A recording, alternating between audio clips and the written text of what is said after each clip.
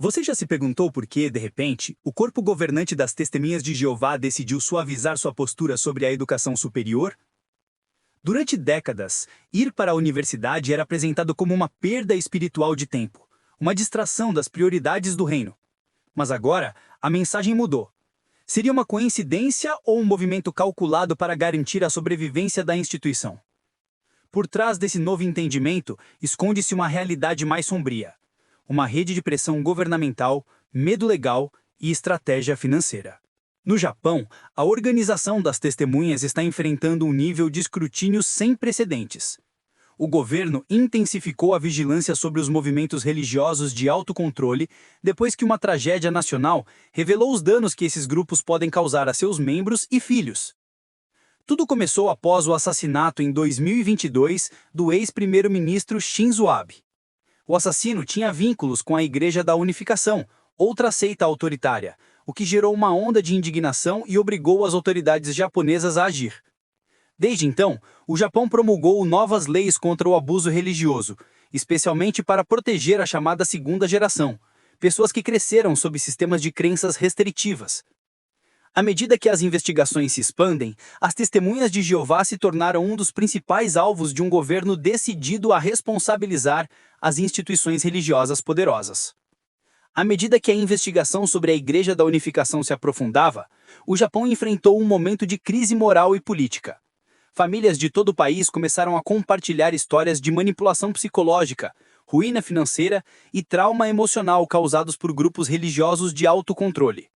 A indignação social foi imediata e, pela primeira vez, o governo japonês não pôde ignorar. Os legisladores propuseram uma lei inovadora que redefinia o verdadeiro significado da liberdade religiosa. Sob esse novo marco, qualquer prática religiosa que privasse as crianças de educação, atenção médica ou estabilidade emocional poderia ser considerada abuso. Foi um terremoto legal. Uma declaração inequívoca de que a fé não poderia mais ser usada como escudo para a coerção. Essa nova legislação foi criada para proteger o que as autoridades japonesas chamaram de segunda geração. Filhos e filhas nascidos em sistemas religiosos que controlavam suas vidas muito antes que pudessem escolher por si mesmos. Esses jovens cresceram temendo o mundo exterior, pressionados a renunciar à educação, às suas carreiras e até mesmo à sua saúde, em nome da fé.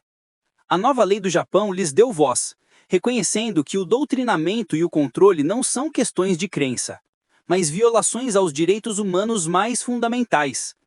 E ao fazer isso, o país estabeleceu um precedente histórico que abalou toda a organização que operava sob a proteção da imunidade religiosa. As consequências não demoraram a chegar. A Igreja da Unificação perdeu seu status de isenção fiscal e enfrentou processos no valor de mais de 130 milhões de dólares. Mas o impacto não parou por aí. As autoridades ampliaram a sua investigação para outros grupos com padrões semelhantes de controle e dependência financeira, entre eles, as Testemunhas de Jeová. De repente, a organização que, durante décadas, se orgulhava de sua rígida obediência, se viu sob a mira de um governo determinado a proteger seus cidadãos. Pela primeira vez, os ensinos da organização não estavam sendo questionados apenas de um ponto de vista moral, mas estavam sendo analisados sob a ótica da lei. Os temas que antes eram discutidos apenas no campo espiritual, como a proibição de estudos universitários, a negativa a receber transfusões ou a expulsão familiar, começaram a ser vistos como possíveis violações de direitos humanos. O Japão havia acionado um alarme global, e o eco desse terremoto legal ressoava muito além de suas fronteiras. À medida que a investigação sobre a Igreja da Unificação avançava, o Japão percebeu que não se tratava de um caso isolado. Milhares de cidadãos começaram a se apresentar, filhos de membros, ex-devotos e especialistas em saúde mental, descrevendo vidas marcadas por controle, culpa e exploração econômica. Em resposta, o parlamento japonês aprovou uma nova legislação que permitia ao governo classificar certas formas de doutrinamento religioso como abuso, especialmente quando afetavam menores de idade. O objetivo era claro: proteger a chamada segunda geração, pessoas nascidas e criadas em sistemas religiosos que controlavam suas vidas muito antes que pudessem escolher por si mesmos. Esses jovens cresceram temendo o mundo exterior, pressionados a renunciar à educação, as suas carreiras e até mesmo a sua saúde, em nome da fé. A nova lei do Japão lhes deu voz, reconhecendo que o doutrinamento e o controle não são questões de crença, mas violações aos direitos humanos mais fundamentais. E ao fazer isso, o país estabeleceu um precedente histórico que abalou toda a organização que operava sob a proteção da imunidade religiosa. As consequências não demoraram a chegar. A Igreja da Unificação perdeu seu status de isenção fiscal e enfrentou processos no valor de mais de 130 milhões de dólares. Mas o impacto não parou por aí. As autoridades ampliaram a sua investigação para outros grupos com padrões semelhantes de controle e dependência financeira, entre eles as Testemunhas de Jeová. De repente, a organização que, durante décadas, se orgulhava de sua rígida obediência, se viu sob a mira de um governo determinado a proteger seus cidadãos. Pela primeira vez, os ensinos da organização não estavam sendo questionados apenas de um ponto de vista moral, mas estavam sendo analisados sob a ótica da lei. Os temas que antes eram discutidos apenas no campo espiritual, como a proibição de estudos universitários, a negativa a receber transfusões ou a expulsão familiar, começaram a ser vistos como possíveis violações de direitos humanos. O Japão havia acionado um alarme global, e o eco desse terremoto legal ressoava muito além de suas fronteiras. À medida que a investigação sobre a Igreja da Unificação avançava, o Japão percebeu que não se tratava de um caso isolado. Milhares de cidadãos começaram a se apresentar, filhos de membros, ex-devotos e especialistas em saúde mental, descrevendo vidas marcadas por controle, culpa e exploração econômica. Em resposta, o parlamento japonês aprovou uma nova legislação que permitia ao governo classificar certas formas de doutrinamento religioso como abuso, especialmente quando afetavam menores de idade. O objetivo era claro: proteger a chamada segunda geração, pessoas nascidas e criadas em sistemas religiosos que controlavam suas vidas muito antes que pudessem escolher por si mesmos. Esses jovens cresceram temendo o mundo exterior, pressionados a renunciar à educação, às suas carreiras e até mesmo à sua saúde, em nome da fé. A nova lei do Japão lhes deu voz, reconhecendo que o doutrinamento e o controle não são questões de crença, mas violações aos direitos humanos mais fundamentais. E ao fazer isso, o país estabeleceu um precedente histórico que abalou toda a organização que operava sob a proteção da imunidade religiosa. As consequências não demoraram a chegar. A Igreja da Unificação perdeu seu status de isenção fiscal e enfrentou processos no valor de mais de 130 milhões de dólares. Mas o impacto não parou por aí. As autoridades ampliaram a sua investigação para outros grupos com padrões semelhantes de controle e dependência financeira, entre eles as Testemunhas de Jeová. De repente, a organização que, durante décadas, se orgulhava de sua rígida obediência, se viu sob a mira de um governo determinado a proteger seus cidadãos. Pela primeira vez, os ensinos da organização não estavam sendo questionados apenas de um ponto de vista moral, mas estavam sendo analisados sob a ótica da lei. Os temas que antes eram discutidos apenas no campo espiritual, como a proibição de estudos universitários ou a negativa a receber transfusões, começaram a ser vistos como possíveis violações de direitos humanos. O Japão havia acionado um alarme global, e o eco desse terremoto legal ressoava muito além de suas fronteiras. À medida que a investigação sobre a Igreja da Unificação avançava, o Japão percebeu que não se tratava de um caso isolado. Milhares de cidadãos começaram a se apresentar, filhos de membros, ex-devotos e especialistas em saúde mental, descrevendo vidas marcadas por controle, culpa e exploração econômica. Em resposta, o parlamento japonês aprovou uma nova legislação que permitia ao governo classificar certas formas de doutrinamento religioso como abuso, especialmente quando afetavam menores de idade. O objetivo era claro: proteger a chamada segunda geração, pessoas nascidas e criadas em sistemas religiosos que controlavam suas vidas muito antes que pudessem escolher por si mesmos. Esses jovens cresceram temendo o mundo exterior, pressionados a renunciar à educação, às suas carreiras e até mesmo à sua saúde, em nome da fé. A nova lei do Japão lhes deu voz, reconhecendo que o doutrinamento e o controle não são questões de crença, mas violações aos direitos humanos mais fundamentais. E ao fazer isso, o país estabeleceu um precedente histórico que abalou toda a organização que operava sob a proteção da imunidade religiosa. As consequências não demoraram a chegar. A Igreja da Unificação perdeu seu status de isenção fiscal e enfrentou processos no valor de mais de 130 milhões de dólares. Mas o impacto não parou por aí. As autoridades ampliaram a sua investigação para outros grupos com padrões semelhantes de controle e dependência financeira, entre eles as Testemunhas de Jeová. De repente, a organização que, durante décadas, se orgulhava de sua rígida obediência, se viu sob a mira de um governo determinado a proteger seus cidadãos. Pela primeira vez, os ensinos da organização não estavam sendo questionados apenas de um ponto de vista moral, mas estavam sendo analisados sob a ótica da lei. Os temas que antes eram discutidos apenas no campo espiritual, como a proibição de estudos universitários, a negativa a receber transfusões ou a expulsão familiar, começaram a ser vistos como possíveis violações de direitos humanos. O Japão havia acionado um alarme global e o eco desse terremoto legal ressoava muito além de suas fronteiras. À medida que a investigação sobre a Igreja da Unificação avançava, o Japão percebeu que não se tratava de um caso isolado. Milhares de cidadãos começaram a se apresentar, filhos de membros, ex-devotos e especialistas em saúde mental, descrevendo vidas marcadas por controle, culpa e exploração econômica. Em resposta, o parlamento japonês aprovou uma nova legislação que permitia ao governo classificar certas formas de doutrinamento religioso como abuso, especialmente quando afetavam menores de idade.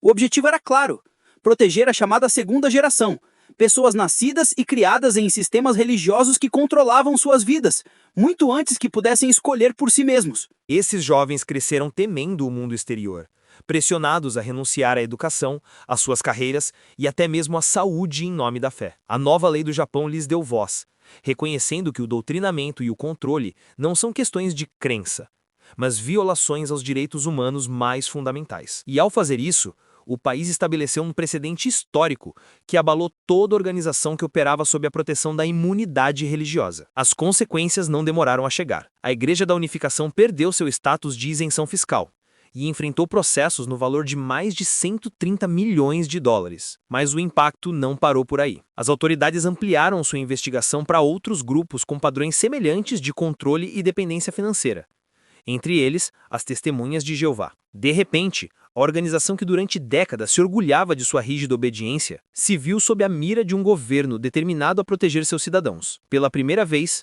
os ensinos da organização não estavam sendo questionados apenas de um ponto de vista moral, mas estavam sendo analisados sob a ótica da lei. Os temas que antes eram discutidos apenas no campo espiritual, como a proibição de estudos universitários, a negativa a receber transfusões ou a expulsão familiar, começaram a ser vistos como possíveis violações de direitos humanos. O Japão havia acionado um alarme global, e o eco desse terremoto legal ressoava muito além de suas fronteiras. À medida que a investigação sobre a Igreja da Unificação avançava, o Japão percebeu que não se tratava de um caso isolado.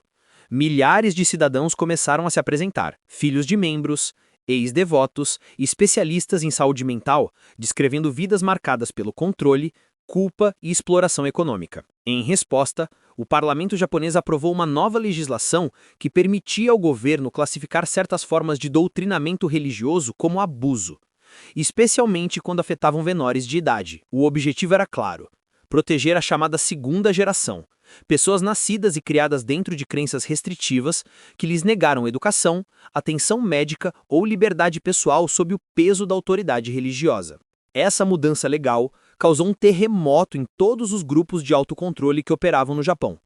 O governo começou a examinar as Testemunhas de Jeová como parte de sua ofensiva mais ampla, coletando testemunhos de ex-membros que descreviam manipulação psicológica, isolamento social e pressão para rejeitar estudos superiores. De repente, práticas que durante décadas haviam sido normalizadas dentro da organização, como desencorajar a universidade, proibir os aniversários, restringir o contato com pessoas externas, começaram a ser reinterpretadas em termos legais, como interferência no desenvolvimento pessoal. Pela primeira vez, as Testemunhas de Jeová não estavam sendo investigados como uma religião, mas como um possível sistema de coerção. Diante dessa nova realidade, a organização adotou uma postura defensiva.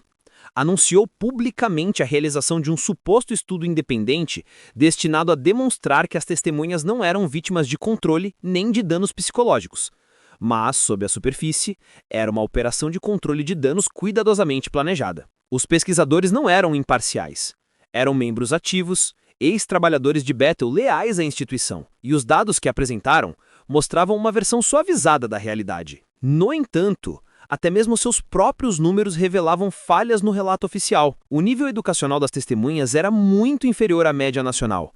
E a maioria dos seus membros estava preso a empregos de baixa remuneração, mais do que o dobro da média nacional. Os dados que pretendiam proteger a organização acabaram expondo décadas de desmotivação sistemática para a educação e independência econômica. Para quem observasse com atenção, o panorama era claro. A organização estava tentando reescrever a realidade. Sob a pressão das novas leis japonesas e o risco de sanções legais, a organização começou a reconstruir sua imagem, passando de um grupo que exigia obediência absoluta para um que afirmava respeitar as decisões pessoais. Mas essa aparente flexibilidade não era uma evolução moral. Era uma estratégia de sobrevivência. Enquanto o governo intensificava sua vigilância e a confiança pública desmoronava, o corpo governante não estava buscando a verdade, mas uma forma de encobri-la. Em vez de arrependimento genuíno, ofereceram relações públicas. Em vez de transparência, manipulação. O Japão havia acendido uma luz impossível de apagar, e sob o seu brilho, as sombras do controle religioso ficaram expostas. Por trás de cada nova doutrina e de cada norma suavizada, existe um único e evidente motivo: o dinheiro e a proteção legal. Depois que o Japão retirou a isenção fiscal da Igreja da Unificação e a obrigou a pagar mais de 130 milhões de dólares em indenizações, o Departamento Legal das Testemunhas de Jeová entrou em alerta alto. Perder privilégios fiscais em um único país poderia estabelecer um precedente global perigoso. As ações do governo japonês enviaram uma mensagem inequívoca.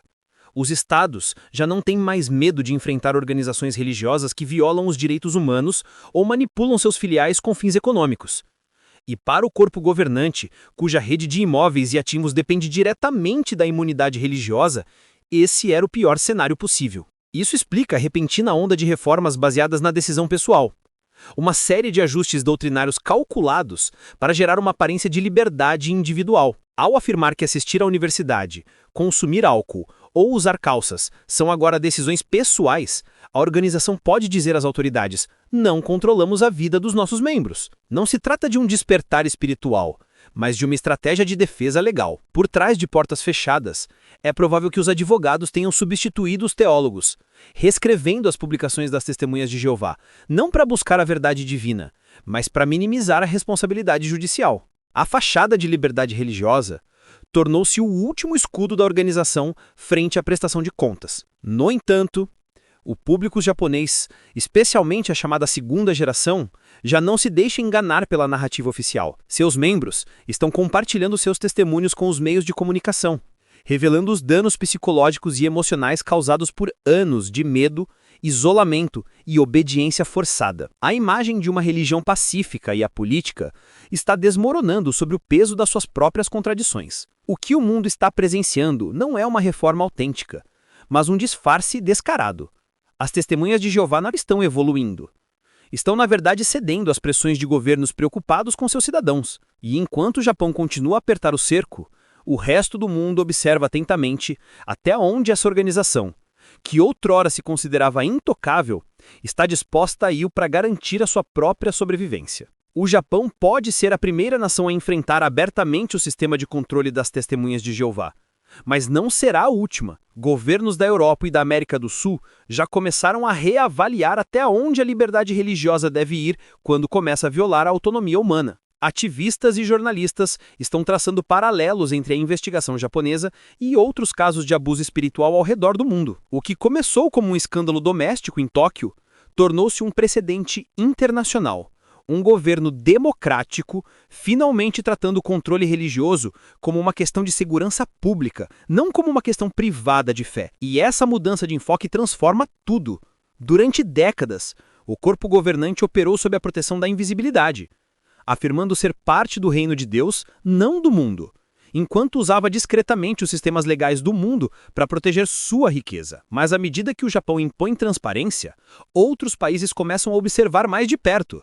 Os relatos de ex-membros na Coreia do Sul, Austrália e até em partes da Europa repetem os mesmos padrões: doutrinamento infantil, educação restrita e dependência econômica disfarçada de devoção. O paraíso espiritual mostra rachaduras em todos os continentes. A ofensiva japonesa deu voz às vítimas de outros países, que agora entendem que até as organizações mais poderosas podem ser responsabilizadas. Se a história nos ensinou alguma coisa, é que sistemas autoritários raramente se reformam, simplesmente se adaptam até que colapsam.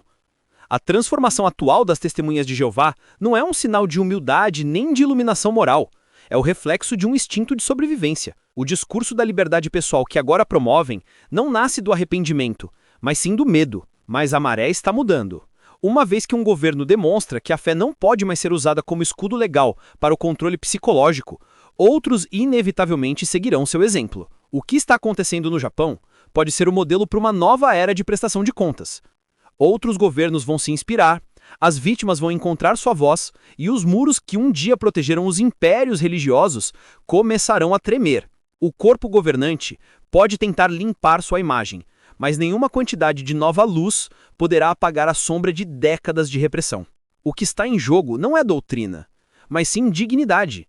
É o direito de cada ser humano a pensar, aprender e crer sem medo de castigo ou rejeição. Se você chegou até aqui, é porque se importa com a verdade. Não a que está escrita em livros, mas a que nasce do valor. Então tire um momento, deixe um comentário, compartilhe o que pensa sobre a postura do Japão e se acredita que outros países deveriam seguir seu exemplo. E se essa pesquisa ajudou a ver o panorama completo, deixe um like, porque assim essa mensagem chega a mais pessoas que precisam ouvi-la. A máscara da liberdade finalmente está caindo, e o que o mundo decidir fazer agora definirá toda uma geração. Muito obrigado pela sua atenção e até o próximo vídeo.